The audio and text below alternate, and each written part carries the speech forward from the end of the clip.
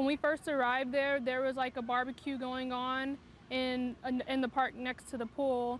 And when after we all arrived, got to the pool, they all let us in. They knew there was a party going on because the security guard asked me if I was there for the party. So we went in, and then we were there for a good 15 minutes at least. And then a worker came over and asked us to see our pool cards.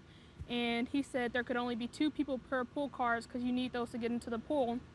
Well, we had never heard that rule before because I've lived in Craig Ranch for 2 years and no one's ever abided by that rule before. So we didn't believe that that's actually how things were working.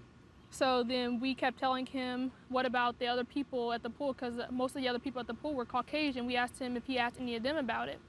So after that, he went around and asked the rest of them about their pool cards, and then he came back to us a few minutes later and told us about horse playing, that we were horse playing. Mm-hmm. And then I said, you see these white girls over here horse playing as well. And then he just ignored them because they even agreed that they were horse playing, and he ignored them and just kept talking to us about it. Right. And then during all that after all that was happening, there were this group of black kids, black guys, and they were like waiting at the gate to get let in. But none of us knew who they were, so we didn't tell them to let them in or anything. So then they went next to the gate and everything, and then they kept hopping the fences, and then the white parents that were complaining, they kept saying that they were with us when we clearly kept saying that we were not with them and we had nothing to do with them. The young men hopping the fence. You're saying the young men hopping the fence we're not with you. Okay. Yes, because I just assumed, I think they assumed just because most of the party was black and those men were black too, so they assumed that they were with us, and even though we told them that they weren't. So after the worker came back a few times, we started getting a little upset. And then also parents were complaining about the music that was being played, even though it was the curse words were blurred out, so they were complaining about it.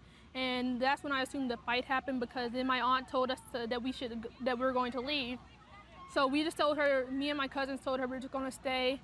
And then so we right after she left, I had to go put my stuff back down at the table that I was at. Mm-hmm. And then after I sat it down, that's when the cops, cops started showing up. Okay. And that's when everyone ran out of the pool area. And then that's when the cops were yelling at people to get on the ground.